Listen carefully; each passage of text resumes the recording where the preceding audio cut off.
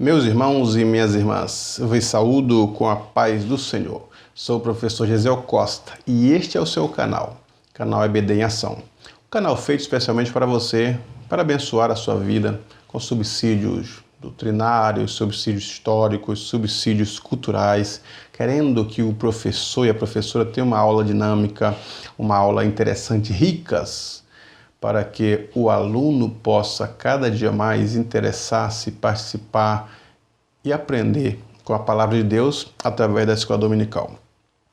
Agradeço aos inscritos no canal. São vários comentários que temos recebido de alunos e alunas, nos motivando cada dia a melhorar e continuar com o nosso trabalho, ajudando assim aqueles que necessitam realmente de um subsídio, de uma lição, de uma luz, de uma pré-aula. Você que não é inscrito, inscreva-se no canal, ative o sininho para ser notificado dos demais vídeos que serão postados. Você pode acessar os vídeos anteriores, as lições passadas. Nós dispomos lá através de playlists, que são pastas com os vídeos, comentamos as lições dos jovens também. Então ative o sininho, dê um likezinho, dê um joinha, para que o nosso trabalho cada dia mais seja aceito e divulgado e o nome de Deus seja glorificado e os professores e as professoras possam ser contemplados com algo a mais, um subsídio a mais para o seu plano de aula. A lição número 12, ela fala os pães da proposição, é o título, os pães da proposição. É datada de 19 de setembro de 2018, hoje, nesse dia, é considerado o dia da escola dominical.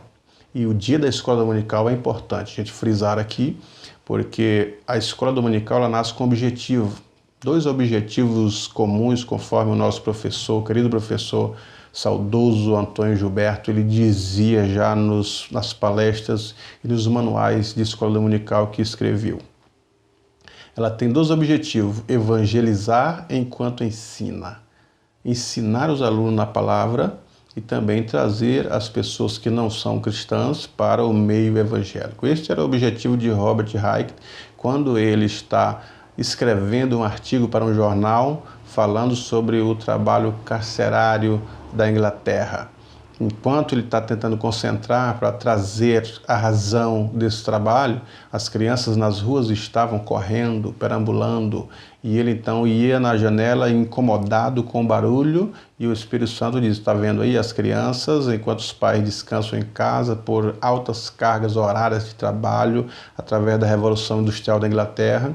Então os pais mandavam as crianças mesmo ir para a rua, para as praças brincar, enquanto eles descansavam, que eram diversos trabalhos, fadigosos os trabalhos naquele período. Então as crianças ficavam alheias, ficavam à mercê das coisas ruins da vida. E o Espírito de Deus diz para ele: enquanto as crianças estão sem estudo, sem educação, sem um limite, elas estão crescendo e vivem na rua, aprendem as coisas ruins e a partir daí vão fazer o mal e vão parar no cárcere. Então a solução é exatamente esta: é organizar o pensamento da criança, educá-la, e principalmente através da palavra, porque a palavra é que liberta. Então, e a partir dali ele teve uma ideia de pegar aquelas crianças das ruas e no porão da sua casa ensinar as coisas básicas da vida, ensinar a dar um bom dia, por favor, depois ensinar a escovar os dentes, tomar banho, posteriormente ensinou a alfabetização, e agora alfabetizados podiam ler a palavra, e lendo a palavra eram ensinados, e sendo ensinados foram transformados, e sendo transformado a Inglaterra mudou de situação caótica, onde a maioria das pessoas viviam embriagadas com gin, depois das cargas horárias, iam para os bares. E a Inglaterra se tornou o país do cristianismo absoluto. E assim, de poucas crianças, ele já tinha naquele período, não sei precisar quantos anos depois, mas mais de 250 mil inscritos. E hoje ela se tornou a maior organização do mundo, a escola dominical, a maior organização educacional. A maior escola do mundo é a escola dominical. Você pode ter, por exemplo, nos domingos, em todo o mundo, milhares e milhares de alunos estão com as revistas estudando a escola dominical. Então, parabéns a todos os alunos, tragam mais alunos para a nossa escola dominical. O tema de hoje: os pães da proposição. Vejamos o que diz João 6. Na verdade vos digo que aquele que crê em mim tem a vida eterna. Eu sou o pão da vida. A palavra de Deus é o alimento que nos sustenta a alma, o coração e o próprio corpo. Sem ela, a vida é impossível. Esta é a nossa verdade em prática. Então, a lição ela fala sobre os pães da preposição. Os pães da preposição, eles ficavam de frente para o candeeiro, né? Quando o sacerdote entrava no tabernáculo, no lugar santo, de frente tinha um altar de sacrifício, altar de ouro. Ficava próximo à cortina do lado direito, a mesa com os pães da preposição. Do lado esquerdo, o candeeiro, o candelabro. Então a mesa ficava de frente para o candeeiro, o candelabro. Então Cristo é quem orienta a sua palavra. Cristo é quem é o pão da vida. É esta a versão que a Bíblia traz, o significado dos pães da preposição, que nós veremos ainda ao longo desta pré-aula. Através desse slide você vai ver as explicações sobre a mesa dos pães das preposição. Veja aí nesse vídeo aula que eu fiz mostrando o slide como que era feita a mesa, os pães, o significado. Veja aí. A mesa dos pães da preposição está em Êxodo 37, do 10 ao 16. Como já vimos, o átrio ou primeiro tabernáculo era o local onde os sacerdotes oficiavam na presença de Deus. Ali ofereciam sacrifício em prol do povo. Aqui acontecia o ritual de ofertas e sacrifícios. Esta mesa estava situada do lado norte, à entrada da tenda, lado direito. Então vejam a situação da mesa, que quando o sacerdote entrava no tabernáculo, diante dele estava o altar de ouro. Do lado esquerdo dele estava o candeeiro, o candelabro, e do lado direito a mesa dos pães da preposição. As várias peças do tabernáculo revelam um progresso na nossa apreciação das bênçãos que gozamos como filhos de Deus. O altar de cobre fala da nova aceitação por Deus. A bacia de cobre ensina a nossa santificação. O candelabro dá-nos a ideia da nossa iluminação. A mesa mostra a nossa comunhão com o Senhor. A instrução para a confecção da mesa está mencionada em Êxodo 25. Também farás uma mesa de acácia. O seu comprimento será de 2 côvados, ou seja, 90 centímetros de comprimento. A sua largura de 1 côvado, ou seja, 45 centímetros a largura. E a sua altura de 1 côvado e meio, ou seja, 65 centímetros. Então, assim era expressa a mesa dos pães da proposição. A toda a volta havia uma moldura da largura de uma mão, isso é, 10 centímetros, em forma de coroa, em ouro, cuja finalidade era evitar que, quando a mesa era transportada, os pães viessem a cair. Então tinha uma proteção na mesa para que os pães, quando balançasse a mesa, não viessem a cair. À semelhança da arca, 4 argolas de ouro foram colocadas nos 4 cantos, e 2 varas de madeiras de acácia, também revestidas a ouro, usadas para transportar a mesa de um lugar para outro. Então, a mesa tinha umas argolas carregado por 4 sacerdotes. Então, cada um pegava numa ponta das argolas para transportar a mesa dos pães da preposição. Diversos utensílios faziam parte do conjunto, todos de ouro puro, como colheres em forma de conchas que eram usadas para pôr o incenso no 12 pães, tigelas que eram utilizadas para as ofertas em que se usavam o vinho. Quando das deslocações a mesa era coberta com um pano azul e todos os utensílios eram colocados sobre ela. Então aqui, quando fosse transportar a mesa, o sacerdote cobria com pano azul, para poder o transporte da mesa ser sem problema algum. Era nesta mesa que os sacerdotes colocavam dispostos em 2 filas os 12 pães em forma de bolos achatados, 6 de cada lado, e que eram conhecidos como pães da presença. Eram a prova do concerto que o Senhor tinha feito com seu povo. Então os pães eram colocados nas mesas, como vocês podem observar, achatado, colocado lá. Os 12 pães simbolizavam as 12 tribos de Israel, e ali, quando era colocado na presença de Deus, significava que Deus era o responsável por cuidar da vida do povo de Israel e também pelas promessas que Deus tinha feito. E quando era colocado em dois montes de 6 pães cada um, e era derramado também o incenso, simbolizando que o povo de Israel deveria estar na presença de Deus em oração, em jejum, em sacrifício suave perante o Deus Criador. Estes pães estavam sempre expostos diante do Senhor. Eram substituídos todos os sábados pelo sacerdote, sendo os removidos usados como alimento por todo sacerdote que os comia no lugar santo. Então, todos os sábados, novos pães eram colocados na mesa, e aqueles pães que passaram a semana, os sacerdotes comiam na presença de Deus. Era responsabilidade do sacerdote a troca dos pães, como também o consumo dos pães da preposição. Estes pães eram todos do mesmo material, do mesmo tamanho e do mesmo peso, nenhuma parcialidade, simbolizando que na obra de Deus ninguém é maior do que ninguém. Todos são feitos de uma mesma matéria, matéria-prima, seres humanos diante de Deus com responsabilidades iguais perante Deus, e ninguém maior do que o outro, com o mesmo valor. Uma alma vale muito e todas as almas valem perante Deus. Simbolismo.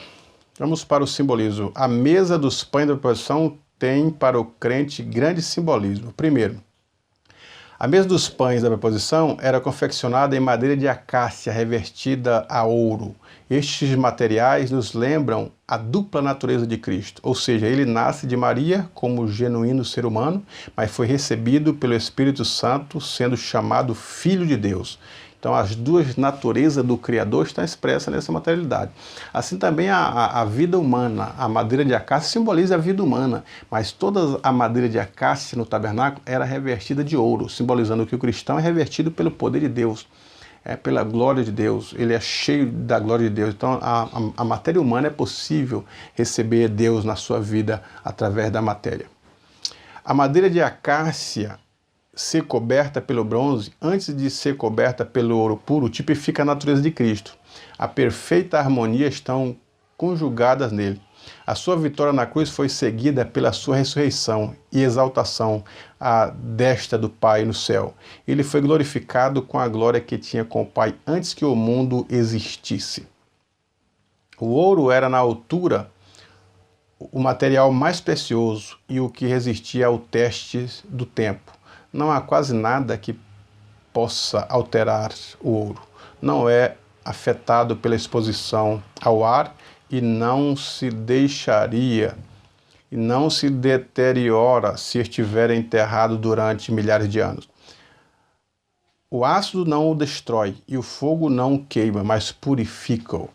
O ouro, quando submetido a 1500 graus Celsius, ele derrete, mas não se consome. Ele simplesmente fica mais puro ainda. Então a glória de Deus ela é sempre pura, sem mistura. E a vida do cristão revestida de ouro, ela pode resistir às adversidades da vida, que o seu Criador está sempre ao seu lado ou sempre sustentando através do seu poder. A moldura em coroa à volta da mesa nos ensina que devemos segurar nossos corações à palavra. Deus nos está dizendo que devemos erguer a moldura da fé em nossos corações, de forma que a palavra da salvação não nos escape. Os pães lembram-nos a presença de Cristo na terra, o Emanuel, o Deus conosco. Fala-nos de Cristo, o pão vivo que desceu do céu, o pão da vida, o alimento espiritual do povo de Deus. O próprio nome de Jesus, né, Emanuel, significa Deus conosco. Então, aqueles pães estavam sempre na presença de Deus e sempre diante dos sacerdotes. O pão vivo que desceu do céu está sempre conosco, que estou convosco todos os dias até a consumação da terra. Os pães é símbolo de Cristo também, tanto símbolo da palavra como símbolo de Cristo. A palavra, nem só de pão viverá o homem, mas de toda a palavra. Então, a palavra é quem alimenta a alma, é quem alimenta o espírito do homem. E Jesus Cristo é o pão vivo, é quem mata a sede do homem, é quem dirige o espírito e a alma do homem, o pão vivo que desceu do céu. Nós somos participantes deste pão e do sangue que ele derramou por nossos pecados. Os pães juntos mostram-nos a unidade do povo de Deus. Jesus, o nosso amado Salvador, orou para que os seus discípulos fossem um, conforme João e também Efésios. Os pães estavam continuamente sobre a mesa. Todas as semanas, Os pães eram postos em filas ordenadas sobre a mesa e o aroma do incenso subia para o Senhor. Nas Escrituras encontramos o pão da vida, aquilo que nos satisfaz. A leitura da palavra de Deus e a sua meditação são o nosso alimento a qualquer momento e em qualquer lugar e contribuem para o nosso crescimento espiritual. Pão significa suprimento, significa alimentação. Jesus ordenou a seus discípulos que orasse pedindo não somente refeições diárias, mas o pão nosso de cada dia. Os pães nos lembram o Senhor Jesus dizendo: eu sou o pão da vida, aquele que vem a mim não terá fome. O pão é também chamado de pão da presença, era o símbolo da provisão e da presença de Deus. Sua presença estava sobre o tabernáculo mediante sua glória. O povo podia estar seguro da direção de Deus em sua vida. Os pães substituídos nos mostram que Deus não dá para os seus filhos suprimentos velhos, deteriorados ou em decomposição. O suprimento de hoje é fresco, como também será fresco o suprimento de amanhã, e assim sucessivamente. Deus tem o melhor para os seus filhos, e não o pão duro. Os pães somente podiam ser comidos pelos sacerdotes, e não por quaisquer outras pessoas. Falando de que só os crentes em comunhão com a igreja e com Deus podem participar da ceia do Senhor. O pão sem fermento nos mostra que, como filhos de Deus, precisamos preservar-nos da corrupção do mundo. O mundo está em estado de decomposição e, como filhos de Deus, não devemos permitir que seu fermento corrompa, deteriore nossa vida em Deus. Os 12 pães representam as 12 tribos de Israel. As duas filas de pães simbolizam a união entre Cristo e a igreja e também a união entre os irmãos. No segundo tópico, o comentarista diz que a palavra de Deus é o pão da vida. Então a Bíblia é quem alimenta a alma, é o pão da vida. Esse símbolo da mesa com os 12 pães, simbolizando o povo de Israel, as 12 tribos, que tinha 2 montes, 6 pães de um lado e 6 de outro, totalizando os 12 pães, simbolismo das 12 tribos de Israel. Então, a partir dali que Cristo veio e a palavra é dada também, e hoje esses pães simbolizam aqui no segundo tópico a palavra de Deus. Então, a palavra de Deus é que alimenta a alma. A palavra de Deus é que alimenta o espírito humano. Nós observamos as pessoas buscando saciar a alma, a sede da alma, a fome do espírito, através das religiões, através das ações, através de obras. E muitas pessoas tentam, o espírito está nas pessoas ímpias, por mais que o espírito esteja cego, o entendimento esteja bloqueado, mas o espírito busca por alguma coisa porque ele veio da parte material, veio da transcendência. Então o espírito do homem, quando eu falo homem, eu falo mulher também, homem no sentido genérico, ele busca algo para saciar esta fome. A fome de alguma coisa. A psicologia diz assim que é um vazio existencial que há dentro de cada ser humano. E às vezes essas pessoas buscam preencher o vazio através de drogas, através do álcool, através da prostituição, através dos relacionamentos, através da fama, através de um feito, através de uma obra. Vão em todos os lugares em busca de algo para preencher. Mas este vazio, esta fome da alma, ela só é encontrada com Jesus Cristo e a sua palavra. A palavra é quem mata a fome da alma do homem. A palavra é quem sacia a fome e a sede do espírito do homem. É a nossa completude. O homem só é completo com a comunhão com seu Deus. O homem não foi feito para viver desgarrado do seu Deus. Enquanto ele viver desgarrado do seu Deus, algo parece que vai lhe estar faltando. O sofrimento estará imputado na vida dele. A ausência, a angústia, a incerteza estará impregnada na vida dele. Por isso que eles vão ficar buscando esperança em políticos, em promessas, na tecnologia, na ciência, mas isso não ocorrerá, porque só ocorrerá quando o homem encontra Deus. Quando o homem encontra Deus, ele pode estar numa casa de sapé, mas ele está feliz. Ele pode não ter nada em casa, mas ele tem Deus como o seu provedor. Então esta é a fome que é saciada através da palavra de Deus. Nem só de pão viverá o homem, disse Jesus Cristo, mas de toda palavra que sai da boca de Deus. A palavra alimenta, ela é o alimento. Tem até alguém dizendo assim que Deus não rejeita a oração, porque a oração é alimento. É quase verdade. A oração ela é comunhão, é o nosso diálogo com Deus. Quando temos comunhão, nós dialogamos, conversamos. Agora, o alimento é a palavra. A palavra alimenta a nossa alma. No terceiro tópico, o comentarista fala que Jesus Cristo é o que é o pão que desce do céu. Ele é o pão, ele é partido por nós. Nós observamos em São João capítulo 6 que após multiplicar os pães e os peixes, e a multidão comer e saciar, no outro dia esse pão e esse peixe que eles comeram ontem já não tem mais efeito no corpo. Precisa de novo pão e novo peixe para poder saciar. Todos os dias nós nos alimentamos. Então, no outro dia eles buscavam mais alimento e procuravam Jesus, porque Jesus tinha o milagre da multiplicação. Jesus tinha atravessado para o outro lado do mar de Tiberíades. E eles, então, quando descobriram que Jesus estava do outro lado, com os barcos, estiveram lá novamente. Daqui a pouco uma multidão se forma. E eles perguntaram para o mestre, em São João capítulo 6, versículo 25 em diante. Mestre, quando chegaste aqui, porque te procurávamos e não te achávamos. E Jesus, então, reconhecendo o coração dele, diz assim, vós me buscais não porque crestes em mim, não porque vistes os sinais e crestes em mim, mas me buscais para saciar a vossa fome. Aí ele começa dizendo, trabalhai não pela comida que perece, mas pela comida que permanece. Aí eles perguntaram, mas qual que é essa comida? E Jesus se oferece, eu sou o pão vivo que desce do céu. Se ninguém não comer a minha carne e não beber o meu sangue, não tem parte comigo. E eles estranhavam Jesus dizendo isso, que ele era o pão vivo que desce do céu, tinha que comer a carne e beber o sangue, estranharam. Mas Jesus não estava falando no sentido literal, estava falando ele como o provedor da alma e do espírito. Ele como pão é o símbolo de que é partido por vós, o corpo dele é dado pela multidão das pessoas que precisam dele, para saciar exatamente essa fome da alma, essa fome do espírito, essa fome que a alma tem, que só é completa com Jesus Cristo. Quando o homem encontra com Jesus Cristo, ele deixa tudo, porque Jesus Cristo agora passa a completar a sua vida. Ele é o pão vivo.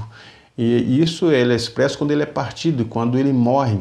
O seu corpo é dado para nós, é dado pela humanidade. O corpo dele é partido para isso.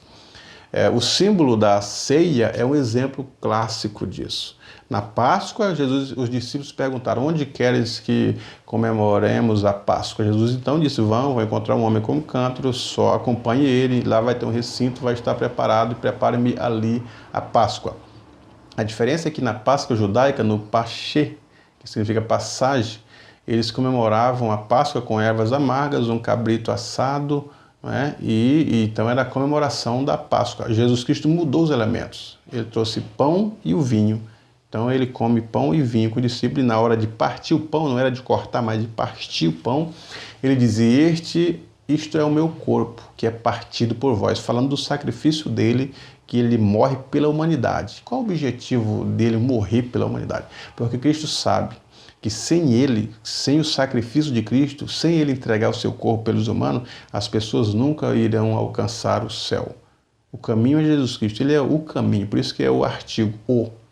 Não existe outro caminho, nenhum dos caminhos. Só através de Jesus Cristo, através desse sacrifício é que nós podemos chegar ao céu.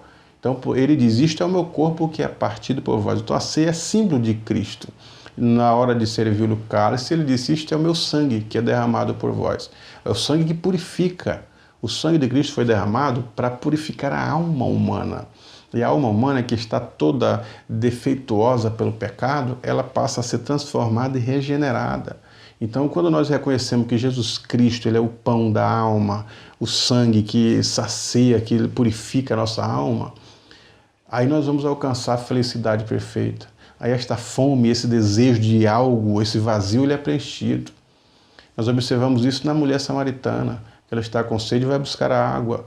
E quando encontra com Jesus, ela esquece o balde, esquece a corda, esquece a água, porque a água que sacia para a vida eterna, que sacia a alma, foi encontrada naquele momento no Poço das Verdades de Jacó. Então todos que têm um encontro com Jesus têm suas vidas transformadas, têm a comunhão restabelecida, tem agora um aspecto comum, que é a comunhão com o seu Criador. Nós entendemos que Cristo ele vive em nós, nós vivemos nele. Quando a multidão estava ouvindo a Jesus que passava do horário das alimentações, os discípulos falam, Jesus, despede a multidão porque eles precisam ir comer. E Jesus disse, dá-lhe voz de comer. Claro que isso no sentido figurado, os discípulos também não tinham nada. Então, o que nós devemos dar para a multidão? Dar a palavra. Dá-lhe voz de comer, mas o que nós estamos oferecendo para a multidão? É a palavra e Cristo. Eles precisam comer da palavra para saciar a alma. Precisam ter Cristo claro. Precisam aceitar a Cristo, aceitar o sacrifício de Cristo. Quando fala assim, aquele que não comer a minha carne, não beber o meu sangue, não é digno de mim, é entender esses elementos, é entender que Cristo veio morrer pelos nossos pecados, é reconhecer a nossa situação, é reconhecer a nossa miserabilidade, é reconhecer a necessidade que temos de Cristo. Aí quando nós reconhecemos e aceitamos o sacrifício dele, dizendo, Cristo morreu por mim, eu aceito, eu quero ser uma nova criatura, eu quero ser lavado pelo sangue do Cordeiro. Então nós somos participantes do corpo e do sangue de Cristo. E isso está expresso na ceia. Quando nós participamos da ceia, quer dizer, nós aceitamos, nós participamos disso, somos purificados, fomos resgatados, somos nova criatura, somos felizes, temos vida. A fome da alma está saciada. E agora estamos com Cristo na nossa vida, que é uma fonte que salte para a vida eterna. Este é a simbologia do pão da mesa das preposições.